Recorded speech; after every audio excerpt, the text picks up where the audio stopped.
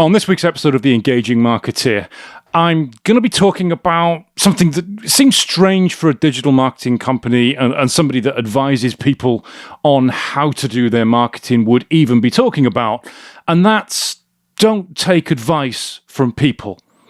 Now, let me quantify that a little bit. I don't mean don't take advice from anybody. I kind of mean don't take advice from people who don't actually know what they're talking about. You see, we've got this client, and I've got to be careful here because he is a client of ours. He's such a lovely guy. He's been a client for a long time, but he's been taking advice from people who he really shouldn't be taking advice from. And I feel sorry for his business. I feel sorry for him for the way it's turning out. You see, he came to us some years ago for a website, and we designed and built a website for him.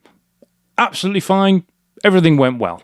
The problem was he wanted marketing for his website. He wanted someone to help him get more traffic to the website, get more leads, get more inquiries, get more business, and grow his business. You know, the kind of thing that we at Engage Web do for our clients.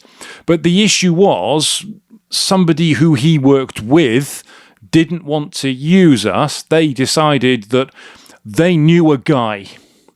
They knew a guy that was going to be able to do it, I don't want to say better or more effectively. I'm probably thinking cheaper. Although, as it turns out, what he was paying isn't particularly cheap. It's probably on a par, maybe even more expensive than what our initial quote was.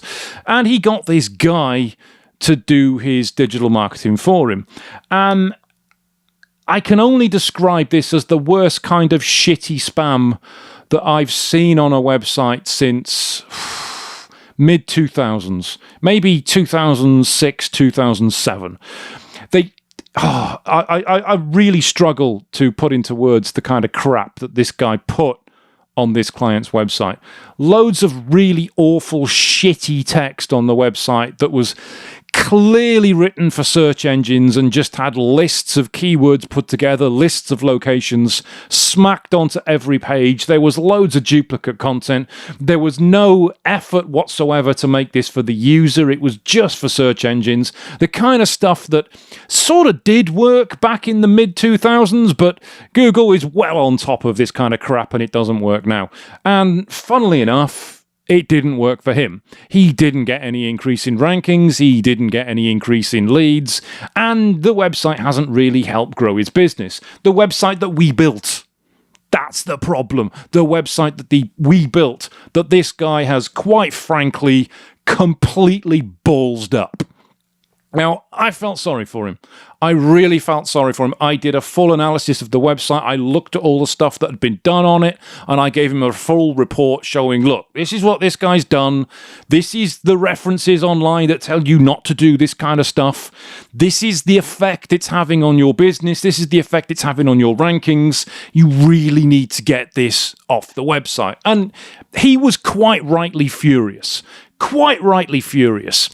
But he paid this guy a lot of money for it, and that was the infuriating thing. He'd taken the advice of a business partner or a colleague or somebody that works with him, and they'd used a guy that he didn't know, that he had no connection with, no prior understanding with, no relationship with, no real grasp of whether they were any good at what they did. He just took somebody else's advice at face value, and it backfired massively, and he completely fucked it up, basically. Fucked up his website.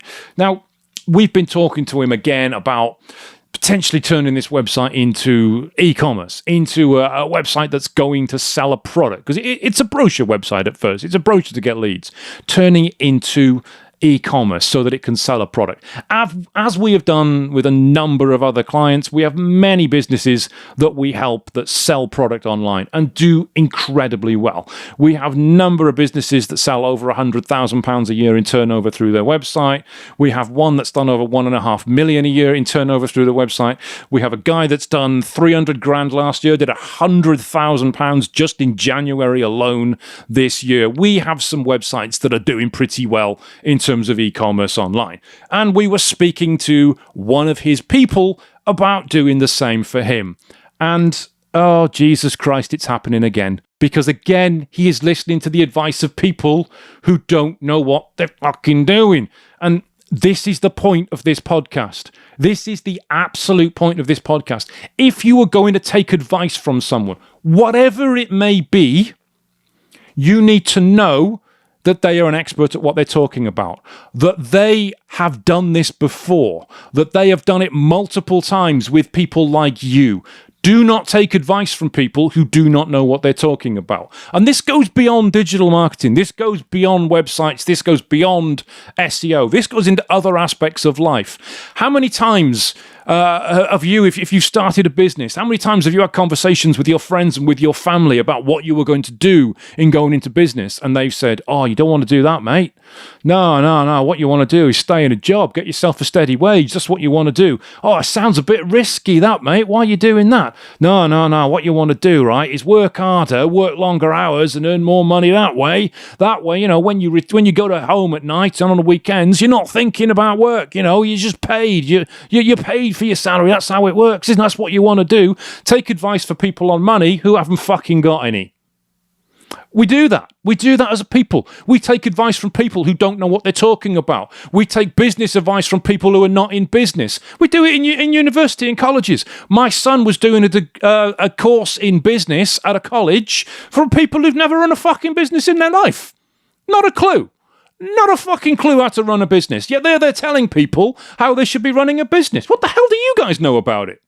Nothing. You haven't done it before. Yet we do that. We take advice from people down the pub about money, about investments, about crypto. They haven't got a bloody clue because they don't know how to do it. So why do we keep doing that? Why is our client taking advice from someone who knows absolutely nothing about digital marketing, who has completely screwed up their website with some shitty spam from the mid-2000s that quite frankly was dodgy then, but it sort of worked? Doesn't work now, and he's ballsed up the guy's website. Why is he now taking advice from someone else who hasn't got a clue what he's talking about? Oh, no, WordPress, that's no good for SEO. By the way, the vast majority of websites online are in WordPress, and you will struggle to find a website outranking a WordPress website in any fucking industry. Let me tell you that right now. You will not get a Wix website at the top of Google. You will not get other fucking websites at the top of Google because it is the best fucking platform for SEO. I'm getting really pissed off about this, as you can tell. Why is he taking advice from somebody to take his website, scrap it, and go and do something on Shopify? Just because that's what he personally knows how to use.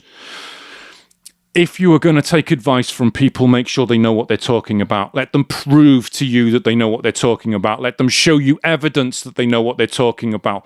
Do not take advice from people who don't know what they're doing, because it is going to come back and bite you on the arse. It is going to ruin your business. It's going to ruin your career. It's going to ruin everything that you're trying to do with them. So please, take that advice from me now. And you know that I know what I'm talking about because you're listening to this podcast. You've listened to more podcasts, I'm sure. You've followed me online. Check me out on LinkedIn. You know that I've done what I know how to do. This is my thing. Take advice from people who know what they are talking about, not people who haven't got a clue. You've been listening to the latest episode of the Engaging Marketeer, and I will catch you on the next podcast.